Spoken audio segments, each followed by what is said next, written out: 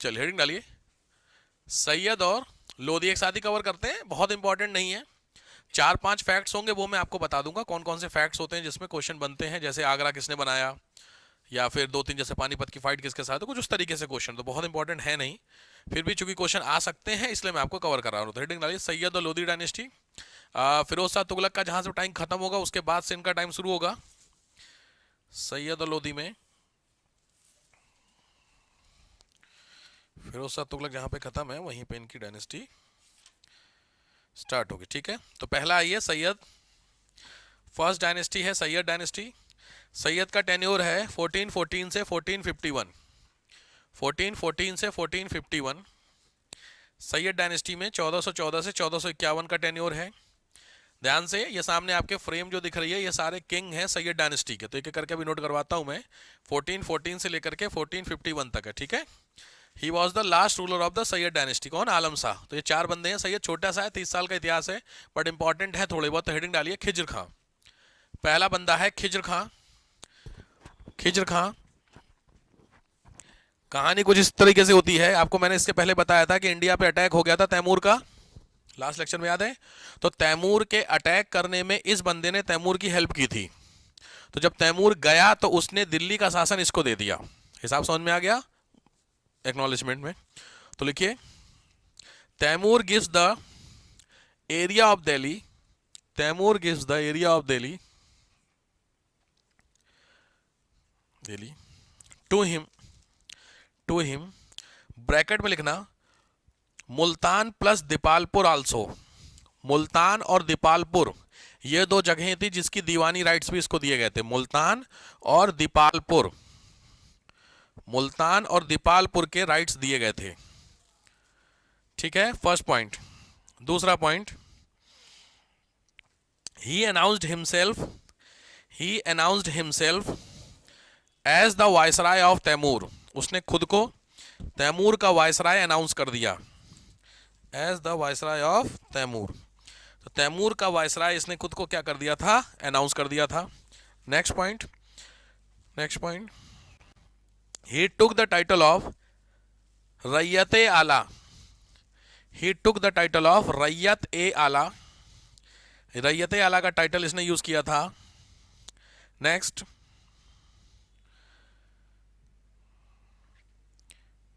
ठीक है, रैयत ए आला ऊपर लिखा हुआ है। Second point, he did not assume the title of sultan but was comfortable with रैयत ए आला। ठीक है, अब जो बचे हुए पॉइंट है वो नोट कर लीजिए ऊपर वाले में, ब्लैक वाले में। ये इसके पॉइंट किताब वाले खत्म, ब्लैक वाले पॉइंट में दिख नहीं रहा आपको यहां से? ओके, चलिए मैं पहला लिख लीजिए, most competent Syed ruler. Black के नाते नहीं दिख रहा आपको? ब्लैक तो दिखता है, लाइट आ रही है। अच्छा कोई बात नहीं, लिखिए मोस्ट कॉम्पिटेंट सैयद रूलर, सबसे ज्यादा कॉम्पिटेंट था। दूसरा, टाइटल का जो उसने नहीं लिया था रैयत आला का टाइटल हो गया। थर्ड है ही was the governor of Multan. He was the governor of Multan, Multan का गवर्नर था। ध्यान रखिए जब फिरोज शाह तुगलक हमारे यहाँ किंग था तो ये मुल्तान का गवर्नर था उस समय, तभी तो मुल्तान याद है पाकिस्तान, उधर से उसने तैमूर को बुलाया था। बारी कहानी कुछ तो उधर से कहानी चल रही थी। नेक्स्ट देखो, he was ruling in the name of Timur. तो तैमूर की रूलिंग के अंदर में था ये बंदा। ठीक है, तो कोई खास नहीं है। और डाइड इन 1421, 1421 में खत्म हो गया। डाइड इन 1421, 1421 में खत्म हो गया। ठीक है, यहाँ कहानी ठीक है। खिजर खां एक ही बार इम्पॉर्टेंट केवल है रैयत आला, दैट्स इट, बाकी कुछ नहीं आज तक पूछा इससे। तो परेशान है, तैमूर किसके समय था? वो पीछे अटैक हो चुका था, तो लॉजिक है तैमूर का अटैक पूछता और किसने लिया, बस दैट्स इट। अगला बंदे का नाम लिखिए मुबारक शाह। मुबारक शाह, मुबारक शाह का पूछा हुआ है टेन्योर, 2 बार आया हुआ है, 21 से 34, 1421 से 34। ठीक है, तो पहला देखिए, according to some historian he was the first sultan to appoint Hindu noble to the court. तो पहला important point, first sultan dash appoint the, ये तो दिख रहा होगा, Hindu noble. Hindu noble, Hindu noble समझ गए, हिंदू लोगों को अपने कोर्ट में अपॉइंट करने वाला पहला सुल्तान था, यानी इसके पहले दिल्ली डायनेस्टी का कोई व्यक्ति नहीं था। समझ में आया? सिंपल। और दूसरा देखिए लिखा हुआ ही discontinued his father nominal allegiance to Taimur. पीछे इनके पिताजी थे ना खिजर खां, उनका खत्म कर दिया था। इसके अलावा एक इंपॉर्टेंट पॉइंट है, इसमें लिखिएगा in his court, in his court, एक बंदे का नाम लिखना ध्यान से, Mubarak Shahi, sorry wait wait wait wait, बंदे का नाम है मतलब याहिया बिन सर हिंदी।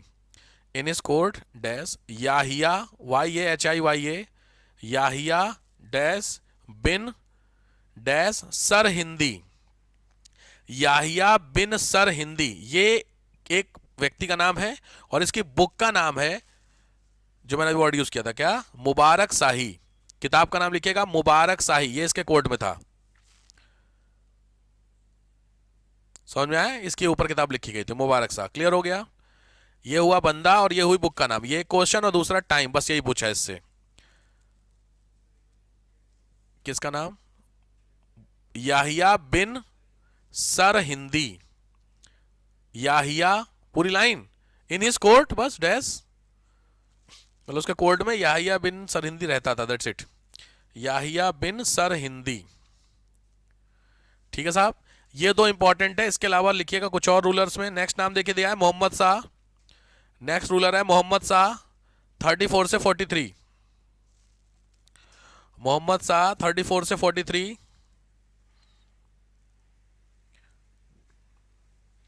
मोहम्मद शाह, देखो इसमें दिया है वीक रूलर, तो पहला पॉइंट लिखिएगा, ये तो दिख रहा होगा आपको, नोट कर लीजिए, ये तो एज इट इज नोट कर लीजिए।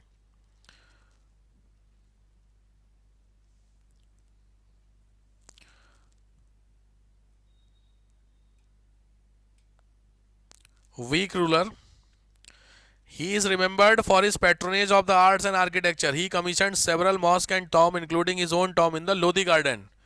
तो मोहम्मद शाह जो लोधी गार्डन है वहां पे इसका भी टॉम्ब है। तो पहला वीक रूलर था पॉइंट। दूसरा very fond of arts, very fond of art and architecture, सबसे ज्यादा आर्ट एंड आर्किटेक्चर था।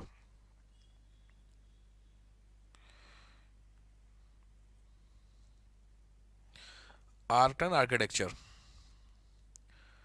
ठीक है। तो ये कुछ काम था किसका? मुबारक शाह का। हो गया?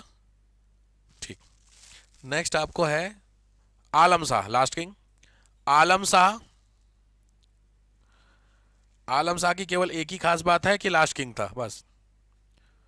आलम Shah, he was the last king of कौन? सैयद डायनेस्टी। सैयद डायनेस्टी का लास्ट किंग था, तो एज इट इज कुछ इंपॉर्टेंट है नहीं। सैयद डायनेस्टी का लास्ट किंग था आलम शाह। डन? ठीक, खत्म हो गया। कोई समस्या छूटा किसी का? नहीं, चलो अगला। आलम शाह 43 से 51, 1443 से 51। डन? चलो नेक्स्ट आओ, लोधी डायनेस्टी। लोधी डायनेस्टी का इमरजेंस क्या था? तो पहले तो लोधी डायनेस्टी का टेन्योर जगह देख लीजिए कहां पर है। आज के समय का देखो, ग्वालियर जो दिख रहा है, ग्वालियर दिल्ली दिख रहा है, इसी जहां ग्वालियर लिखा है उसी के थोड़ा सा ऊपर है आगरा। तो आगरा वाला जो पोर्शन था वो लोधी डायनेस्टी ने, आगरा जो शहर था वो लोधी ने ही सेटअप किया था, उससे पहले आगरा नहीं था। आप किताबों में कहीं आगरा नहीं मिलेगा, ठीक है। कौन सा लोधी था?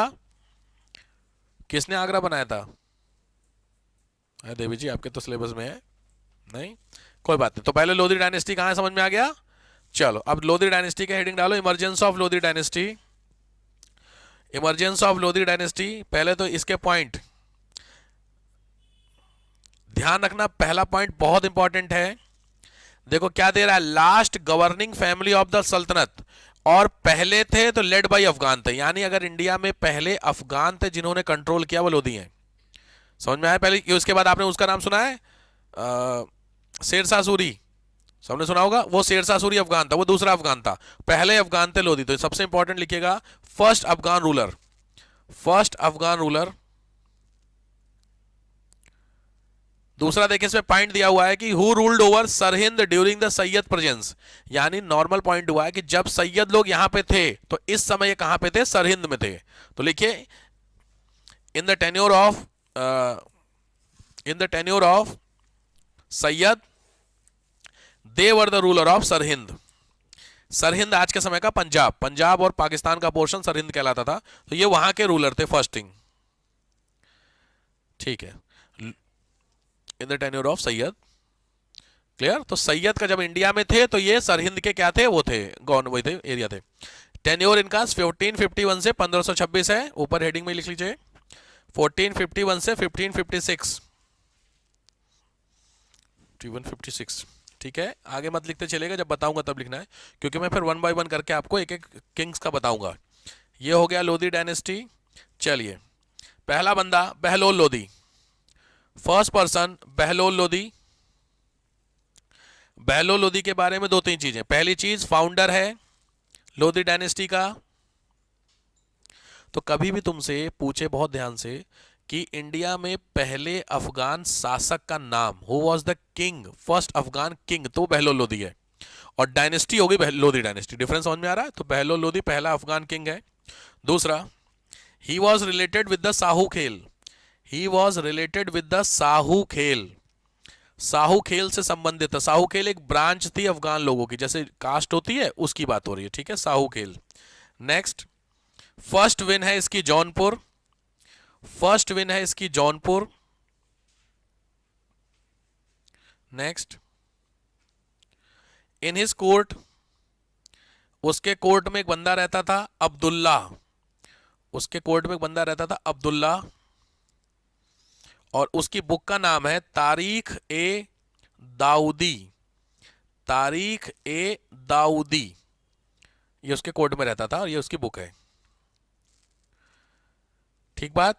अब आइए बोर्ड पे। बहलोल लोधी में 2 पॉइंट। पहला था फाउंडेशन हो चुका है, अफगान नोबेल था, कहीं कोई दिक्कत नहीं है। देखिए, he considered himself one of the Afghan pir, मतलब ये राजा के नाम से कभी भी गद्दी पर नहीं बैठा, थ्रोन पे। ये अपने आप को अफगान पीर समझते हैं। पीर मुस्लिम कम्युनिटी में पीर, समझ गए, जैसे हमारे यहाँ पंडित जी होते हैं वैसे लिखे। तो ही कंसीडर्ड हिमसेल्फ एज अफगान पीर, राजा नहीं बोलता था अपने आप को, पीर बोलता था। पहला पॉइंट। और इसके समय 2 हुए हैं रिवोल्ट, मेवात में और दोआब में। In his tenure 2 revolt done, in his tenure 2 revolt done, Mewat and Doab, Mewat और दोआब में 2 रिवोल्ट हुए हैं इसके समय। मेवात एंड दोआब में 2 रिवोल्ट हुए हैं इसके समय। रिवोल्ट कई बार आते हैं, बहुत सारों के तो नहीं है, लेकिन जहां के आएंगे वो बता दूंगा मैं, ठीक है। चलो, नेक्स्ट बंदा सिकंदर लोधी, नेक्स्ट बंदा सिकंदर लोधी।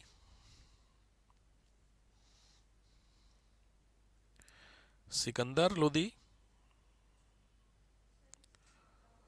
टेन्योर है 89 से 1517। दिख नहीं रहा क्या इसमें? हमको मेरे स्क्रीन पे तो आ रहा है यार, खतरनाक वाला चल रहा, वहां दिख ही नहीं रहा। 1489 से 1517। इंपॉर्टेंट है व्यक्ति, इंपॉर्टेंट बंदा। तो बोर्ड पे पहले पहले यहां पे आइए, सिकंदर लोधी, ध्यान से। बेस्ट किंग, लोधी डायनेस्टी का सबसे इंपॉर्टेंट किंग। दूसरा, ओरिजिनल नेम है निजाम शाह, ओरिजिनल नेम है निजाम शाह। नेक्स्ट, 1504, 1504, 1504 डैश करके, यही है सेटअप ऑफ आगरा। तो आगरा को जिसने बसाया था वो थे सिकंदर लोधी। 1504 सिकंदर लोधी। 1506 कैपिटल, 1506 कैपिटल, आगरा को कैपिटल अनाउंस कर दिया इसने। फिर वही हुमायूं अकबर के समय आगरा कैपिटल थी, जो बाद में जहांगीर दिल्ली लेके आया था, ठीक है। तो अभी कैपिटल क्या हो गई थी? आगरा। डन। इसके अलावा आगरा में इसने बनाया था, लिखे, he formed fort of Badalgarh, Badalgarh का किला ये इसने बनवाया था, बादलगढ़ का फोर्ट। नेक्स्ट, अब कुछ काम की बात है इसके बारे में, बहुत ध्यान से लिखिएगा। He ended food tax, food tax इसने खत्म कर दिया। दूसरा,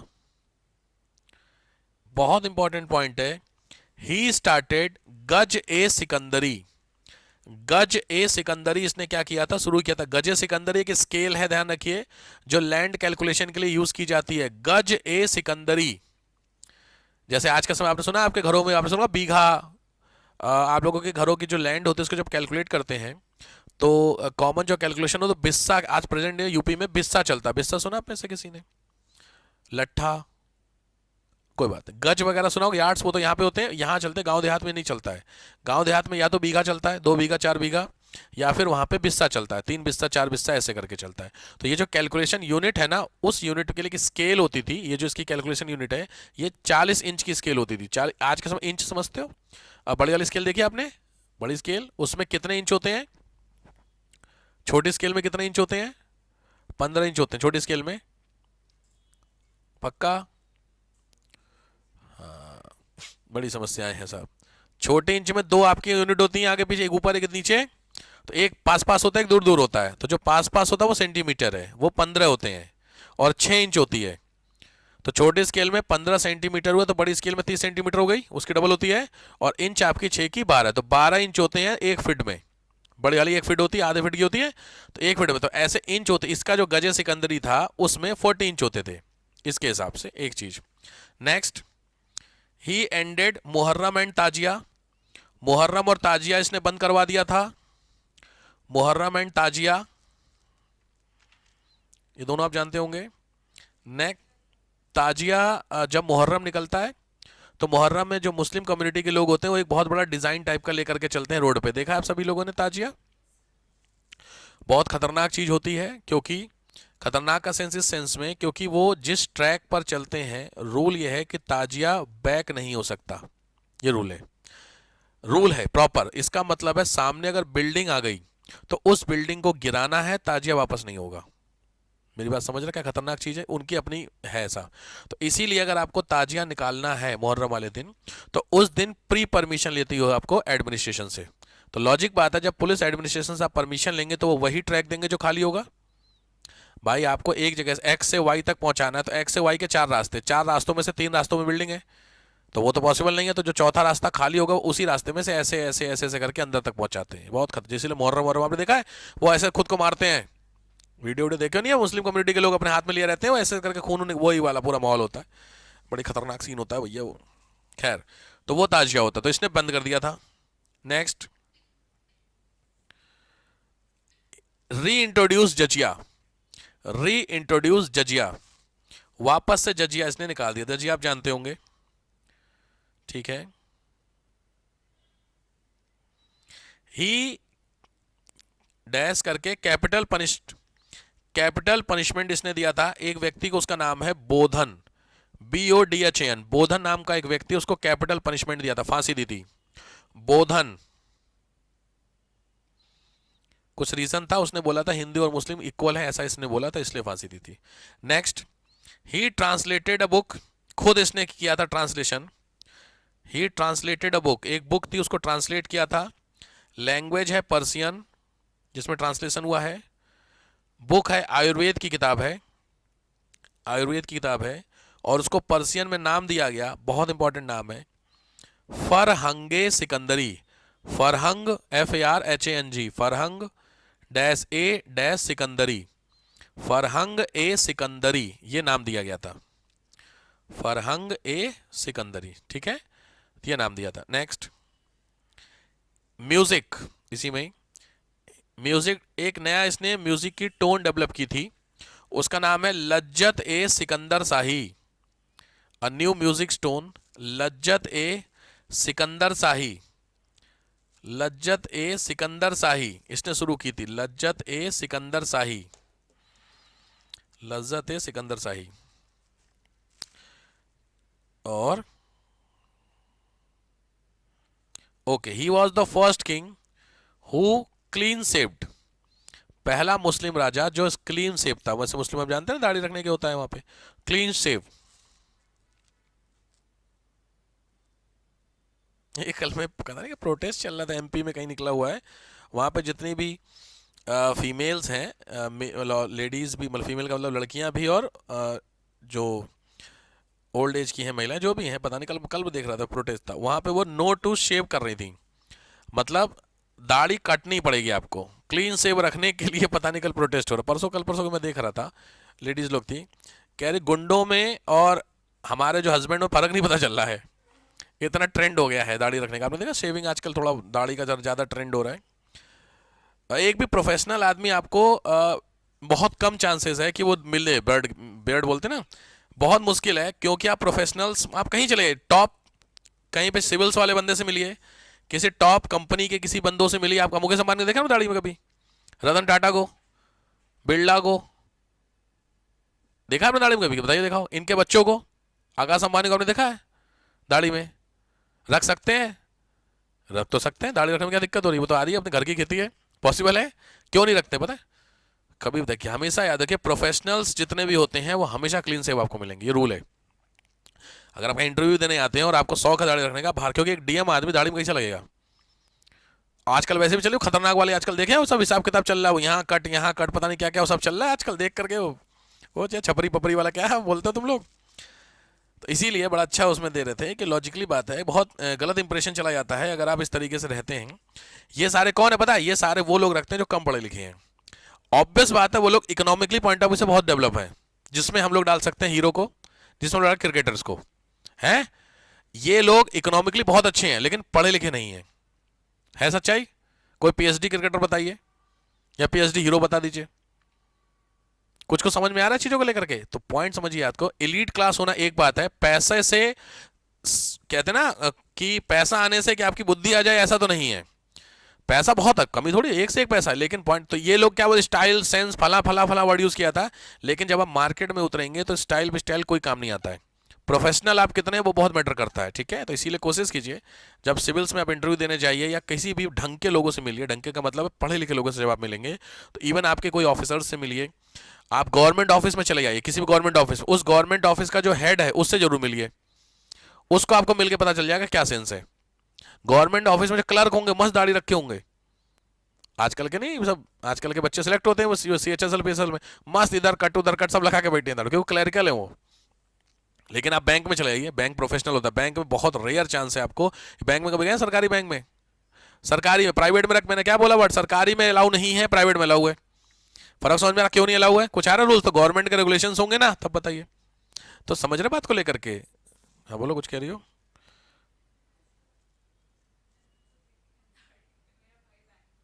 गवर्नमेंट में बताओ, वो लड़का है ना, अभी देखो किसी थे मैनेजर्स की है, बस ठीक है, बढ़िया। तो इसीलिए उसकी भी है, जिस भी दिन माहौल बना।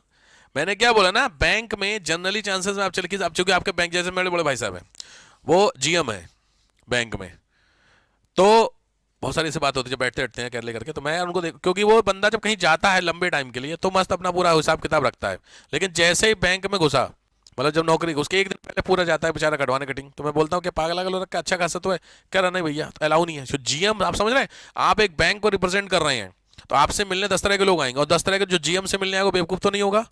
तो वो अगर बंदा देखा वो कहेगा ये तो, समझ रहे हैं, बस इसीलिए थोड़ा सा। तो कल प्रोटेस्ट निकला, वो अचानक से पता नहीं दाढ़ी से बात याद आ गई कि बेड रखनी चाहिए। ठीक है भैया, लिख लो अगला। ये पोएट्री करता है, ही डन द पोएट्री, बट ध्यान रखना इसका जो नाम होता है टाइटल, वो टाइटल है गुल रखी, गुल रुखी के नाम से है। मतलब जैसे आपने सुना है कोई एक शायर नहीं होता, ये शायर उसके आगे ब्रैकेट में जाफर लगाते हैं, वैसे ये बंदा कुछ पोएट्री करता था गुल रखी के नाम से। अब आइए बोर्ड पे, क्योंकि अगले इब्राहिम बंदा है, इसमें से कोई एक बचा हुआ जो आपका तो री इम्पोज जजिया हो गया था, ठीक है, टॉलरेंस था टुवर्ड नॉन मुस्लिम, ठीक है, unlike his predecessor Sikandar Lodi believed superior position of, ठीक है, इन 1506 आगरा बना है गुल रखी, सब कुछ हो रखा आपका सिकंदर लोदी वाला सारा। चलो नेक्स्ट आओ, इब्राहिम लोदी, इब्राहिम लोदी लास्ट किंग, इब्राहिम लोदी। तो सबसे इंपॉर्टेंट तो ध्यान रखना, क्योंकि इसका टेन्योर में 26 लिखा हुआ है, तो इसीलिए जो पानीपत हुआ था इसी के समय हुआ है। तो इब्राहिम लोदी टेन्योर लिखिए 17 से 26। दूसरा पॉइंट, दूसरा पॉइंट लिखिए, सेकंड पॉइंट, हाँ 1570 में इसकी बैटल हुई है राणा सांगा के साथ, battle of Ghatoli, Rana Sanga, battle of Ghatoli, battle of Ghatoli बहुत इंपॉर्टेंट है, कई सारी बैटल अब शुरू होगी, बैटल ऑफ घटोली, राणा सांगा, इसमें ये हारा था इब्राहिम लोदी। फिर आता है अप्रैल 1526, अप्रैल 1526, ये है फाइट आपकी पानीपत। पानीपत की 3 लड़ाइयां हुई है ना, पहली इसकी, दूसरी अकबर की, और तीसरी मराठा में हुई है। ठीक है, तो इसमें लिखिए फर्स्ट पानीपत का बैटल है 1526 में, इब्राहिम लोदी वर्सेस बाबर। बाबर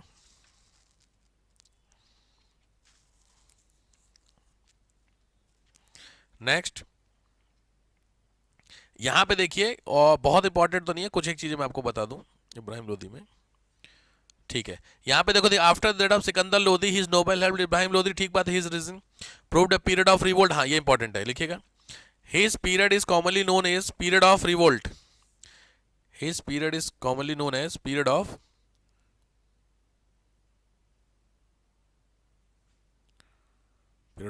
रिवोल्ट। इसके समय काफी रिवोल्ट हुए थे, ब्रैकेट में लिख लीजिए उड़ीसा, उड़ीसा। ठीक है, नेक्स्ट, ये ध्यान रखिएगा, बहुत इंपॉर्टेंट वर्ड है। देखो नेक्स्ट लाइन लिखा है दौलत खां। हाँ, दौलत खां दिख रहा है, पढ़ो statement. Daulat Khan the governor of Punjab also rebelled, sultan's behaviour caused much dissatisfaction. यही दौलत कहां का दे रहा है, पंजाब का। ध्यान से रखना, दौलत खां लोधी जो था उसने इससे डिससेटिस्फाई होकर के अपने आप का रिजाइन किया था पंजाब की गवर्नरशिप से, और इनवाइट किया था बाबर को। पंजाब बॉर्डर है पाकिस्तान का, बाबर आया ईरान से, तो ईरान पंजाब होकर के पाकिस्तान होकर तो इंडिया आएगा। तो बाबर को इंडिया के बारे में बताया किसने, वो दौलत खां लोधी था, इसका चाचा था। बहुत फेमस क्वेश्चन है, इसीलिए बोलते हैं मुगल भारत में आए नहीं थे, लाए गए थे। कौन था इसमें विभीषण, ये दौलत खां लोधी। ध्यान रखिएगा ध्यान से, ठीक है। क्योंकि अब कहानी क्या थी, बाबर यहां क्यों आया था, बाबर जिस डायनेस्टी का था वहां पर, उस डायनेस्टी के लोगों ने बाबर को वहां पे हरा दिया था। तो बाबर भी ऑप्शन ढूंढ रहा था, कोई ऐसी जगह मिले जहां पे मैं जाके कंट्रोल कर सकूं, समझ रहे हो। तो वो ऑप्शन देने का काम किसने कर दिया, दौलत खां लोधी ने। डिफरेंस समझ में आ रहा है, ये बहुत इंपॉर्टेंट पॉइंट है, इस चीज को लिखिएगा। सेम लाइन दौलत खां वाली पूरी लिखिए पहले, जो बोर्ड पर है। दौलत खां पंजाब का गवर्नर था, इसका अंकल था।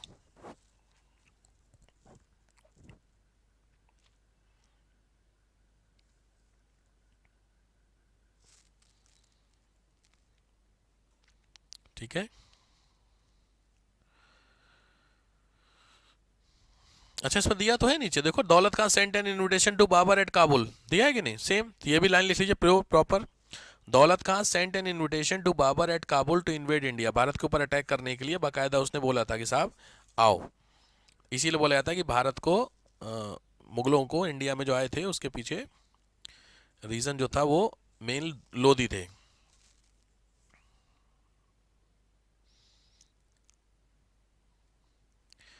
ठीक बात, यहां तक हो गया, समझ में आ गया, नोट कर लीजिए, नोट करिए, बहुत इंपॉर्टेंट पॉइंट है, ध्यान से। इंपॉर्टेंट पॉइंट का सेंस मैं कह रहा हूं, क्योंकि यहां हो गया यहां तक सबका। तो ये जो पानीपत की लड़ाई है किसके साथ हो रही थी, इब्राहिम लोदी।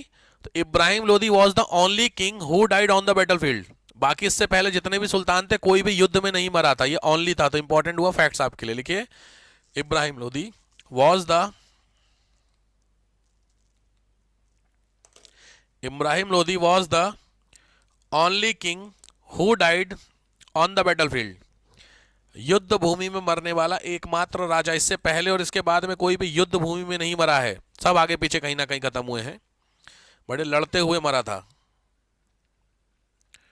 तो किसने हराया इसको, बाबर ने। तो लॉजिक बात है, बाबर जब 1526 में आएगा तो 26 से लेके 29 तक, 26, 27, 28, 29, 4 लगातार लड़ाइयां लड़ी हैं उसने, कई बार आई हुई है। उन चारों लड़ाइयों में इंडिया के अलग अलग स्टेट के लोगों को, राजाओं को हराया। उसके बाद उसने सेटअप किया एम्पायर। दिक्कत ये हुई कि जैसे एम्पायर उसने सेटअप किया, एम्पायर सेटअप करने के साथ ही उसकी डेथ हो गई। 1530 में बाबर खत्म, 26 में आया, 30 में ही खत्म हो गया। तो सीधी बात है, 30 में कौन बना, हुमायूं। लॉजिक है, अभी जानता नहीं था दुनियादारी हुमायूं, क्योंकि होता है इंडिया के हिसाब से। तो हुमायूं को बहुत मारा किसने, शेर शाह सूरी ने, बहुत पीटा है, बहुत पीटा। तो हुमायूं पूरे जिंदगी भर केवल भागा है यहाँ से, आगरा से, और भाग करके कभी यहाँ कभी वहां, कभी फला फला फला जगह पे रहा था। तो एक जगह जहां पे रहा था वहां पे इनके गुरु थे, कोई थे उनके वहां पे।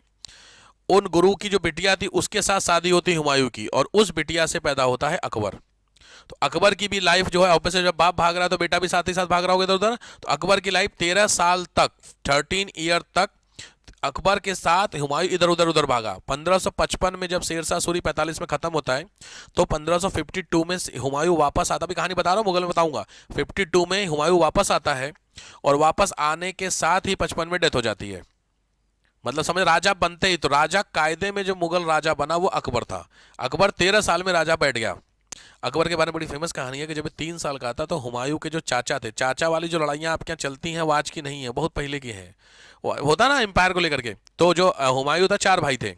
इतिहास में मैंने आपको हमेशा बोला ना, हिस्ट्री से सीखने वाली बात है। तो बहुत जरूरी बात बाबर ने बोली थी कि अगर आपको कंट्रोल रखना है अपने घर के ऊपर, तो 51% शेयर होल्डिंग्स आपकी होनी चाहिए। मेरी बात समझ में आई? अगर 4 भाई हैं, चारों में इक्वली बंटवारा आप कर देंगे तो चारों की बराबर वेटेज हो गई। कायदे में अगर आपको घर को साथ लेके चलना है तो आपकी 26% होनी चाहिए, बाकी सबकी 24-24-24। समझ में आया हिसाब किताब? तो बराबर आप रहेगा। लेकिन हुमायूं ने ये गलती कर दी, तो उसके 4 भाई थे, उसने चारों भाइयों को बराबर बराबर प्रॉपर्टी बांट दी थी। ऐसा हुआ है इतिहास में, और उसी का नतीजा हुमायूं का कि हुमायूं जिंदगी में राजा नहीं बन पाया, चारों भाई हुमायूं से लड़ते रह गए। समझ में आया? अकबर को ये बात पता थी, तो अकबर जब 2.5 से 3 साल का था, तो इसके चाचा थे, उसने अटका इसको, जो हुमायूं था, इसका क्या नाम अकबर था, उसको एक किले के ऊपर से लटका दिया था। अकबर की हिस्ट्री आप पढ़ते ही नहीं अगर वहां पे अकबर निपट गया होता। 3 साल की हिस्ट्री में उसे जो कि नहीं फोर्ट होता है, उस फोर्ट का जो फ्रंट गेट का टॉप पे वहां पे लेके खड़ा था हुमायूं का चाचा। लेकिन हुमायूं का सबसे अच्छा दोस्त था बैरम खां। मूवी देखी है आपने? कौन सी दिया है उसमें, जोधा अकबर, उसमें बैरम खां की कहानी दिखाई गई है। तो बैरम खां हुमायूं का बहुत अच्छा दोस्त था, तो अकबर का अंकल होगा एक तरीके से। तो उसकी जान किसने बचाई? बैरम खान ने। इसीलिए जब तक अकबर राजा नहीं बन सका तब तक बैरम खां एज ए प्रोटेक्टर था उसका। मूवी में सब दिखाया गया ऐसा। और फिर पानीपत का सेकंड फाइट होती है, कुछ है अकबर जो दूसरा वाला बंदा आता है, कौन, कोई बात नहीं, सेकंड बंदा जो आता है उसके साथ फाइट होती है, और उस फाइट में उस बंदे को मारने के लिए कहता है बैरम खां कि ये जो दुश्मन था उसका, कि इसको मार दो नहीं तो बार बार अटैक करेगा। अकबर कह रहा था मारना ठीक नहीं था, इसको छोड़ दो। इन्हीं दोनों को लेकर के दोनों के बीच में हल्का सा माहौल बना, अकबर और बैरम खां को। तो बैरम खां से अकबर ने क्या बोला कि आप हज पे चले जाइए। तो वहां से बैरम खां हज पे चला जाता है, और फिर इंडिया का कंट्रोल किसके हाथ में आता? अकबर का। तो वहां से फिर अकबर 1555 से लेकर के 1605, 40 साल, पूरे 50 साल, ये पूरे 50 साल अकबर रहा इंडिया को। तो फिर अकबर को इसीलिए क्या बोलते हैं? गोल्डन पीरियड मुगल काल का, क्योंकि 50 साल मैटर करते हैं ना। और इस 50 साल में अकबर सारी फाइटें लड़ा, सारी जीता। एक फाइट को छोड़ करके, वो फाइट थी, अरे हल्दी घाटी यार, अकबर ने वही तो बराबर पे छूटी, हल्दी घाटी महाराणा प्रताप, वो वाली फाइट, चित्तौड़ वाली। अब यहाँ पे 2 चीज होती कि अकबर सारी फाइट जीता, तो आंसर जीते का सेंस था, लड़ा नहीं।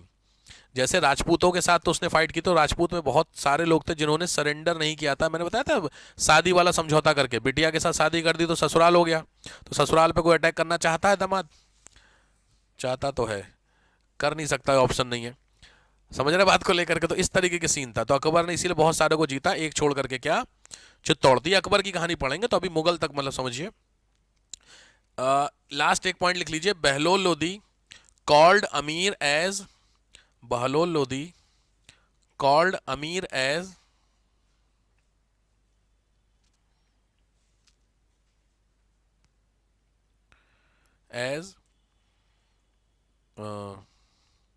मसनद ए अली, मसनद, मसनद ए अली, मसनद ए अली।